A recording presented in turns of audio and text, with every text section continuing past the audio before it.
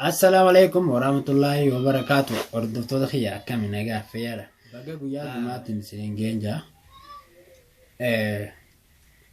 Hedduu tokko Mahammadii fi Maammeedhaa fi Kimiyaan Pereentiyya waan maleen irratti hojjetanii haani beektaa. Wanni isaan irratti hojjetanis waan akka maleeti. Akkasuma caalaan faanilleen faanati irra deemanii mana seenanillee garuu wanta san kana jedhe Kimiyaadhaa fi Mahammadi. Kanarraa kan ka'e Caalaa fi Ramziin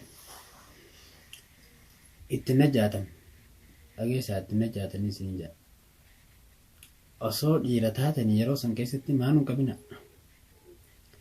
Dhiira ta'uu dhabuu keessan isin dhalaa ta'uu keessan yeruma saniin isin argeen.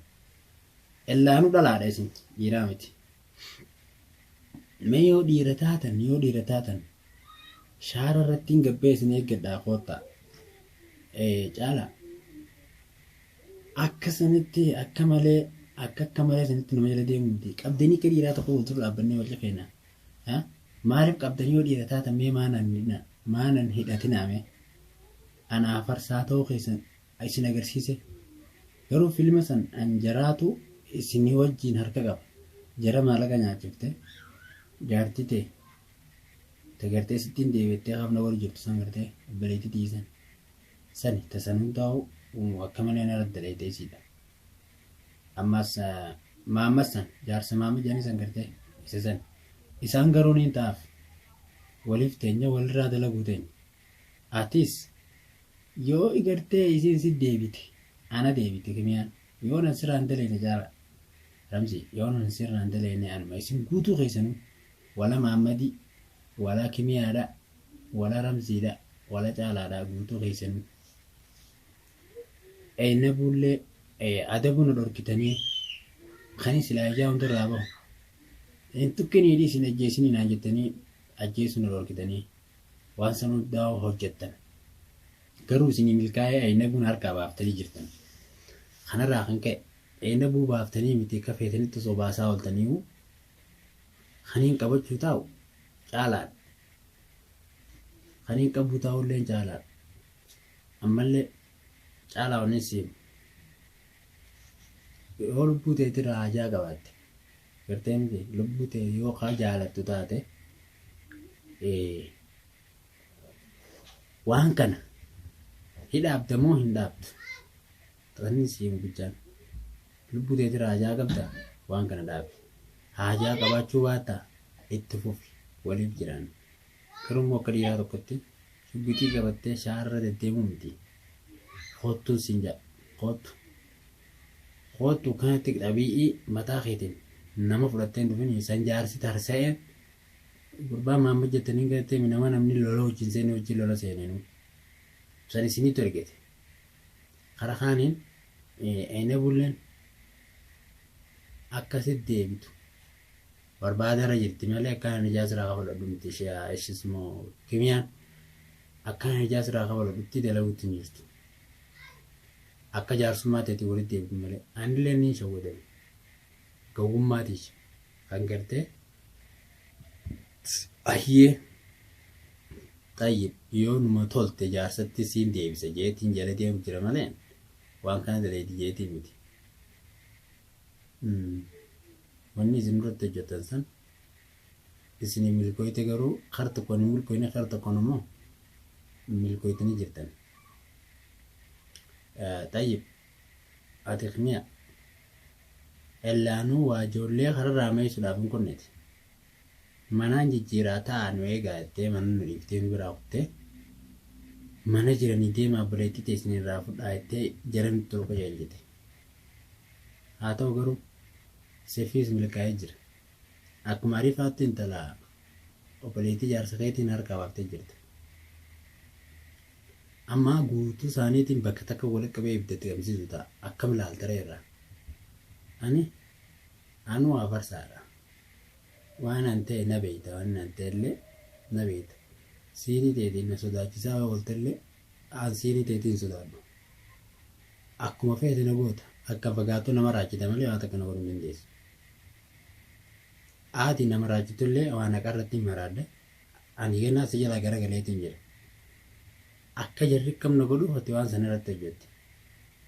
Mee sammuun ta'e hangam takka si yaaddeeti. Duraanuu hojii dhaloota irraa hojii gongoloota hojii jedhan. Ammaan tana Ramziidhaa fi Caalallee bifa basiitaatti ilaalaa diinni guddaan mana jira. Diinni guddaan kaniin wajjin deemaa jiru.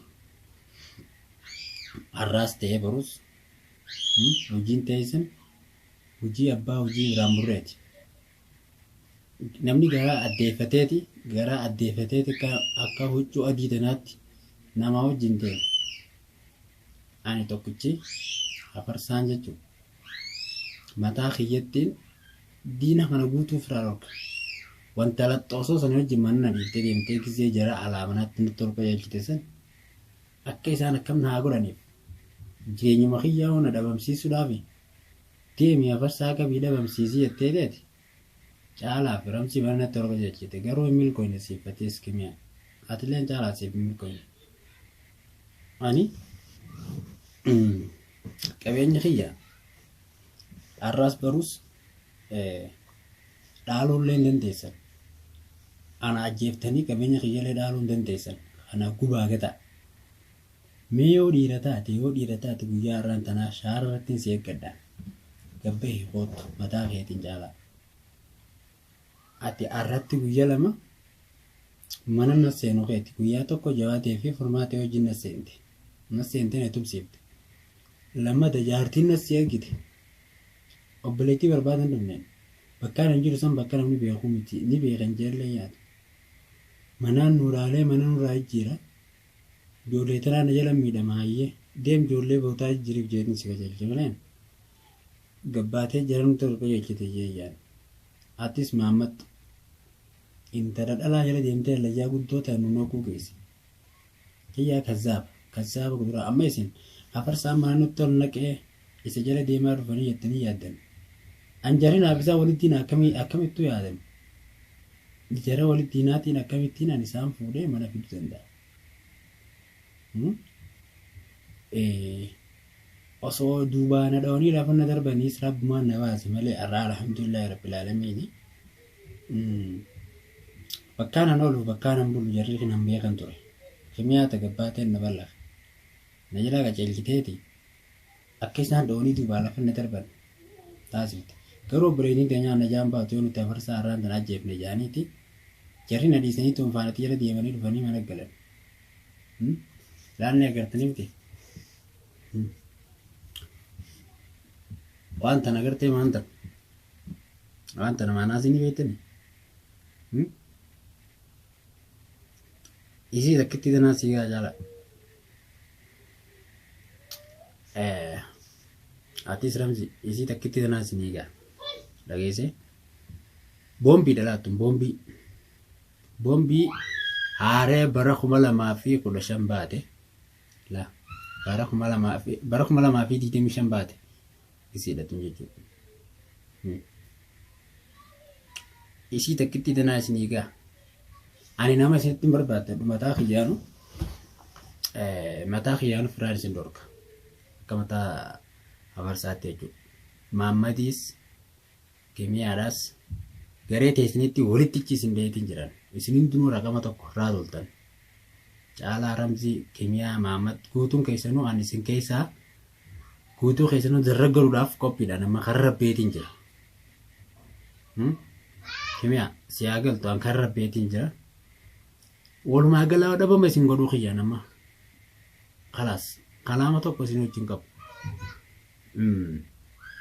Osoonii fi jara nutti qajeelchuu baatte osoo ati harka keessaan qabu jettee illee dubbatte. Harka keessaa qabaachuu kee wanni murteessu maal ni beektaa? Ati nu biraa deemuu keessan osoo nu wajjin mana keessa jiraattee waliin nu seenanii.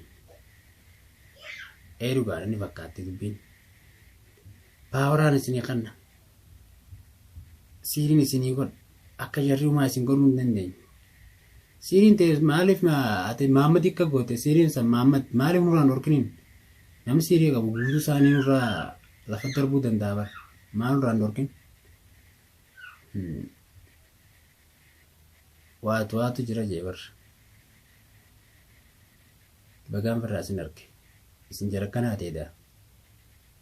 Aaraniin jira gaa lubbuudhaan. Waa takka illee na godhuu hin dandeenye. Alhamdulillah rabbil alamin as ga'ee anu habarsaa. Anu habarsaadha. Anaa isin habarsuu ta'a. Harkuuf jiraattan.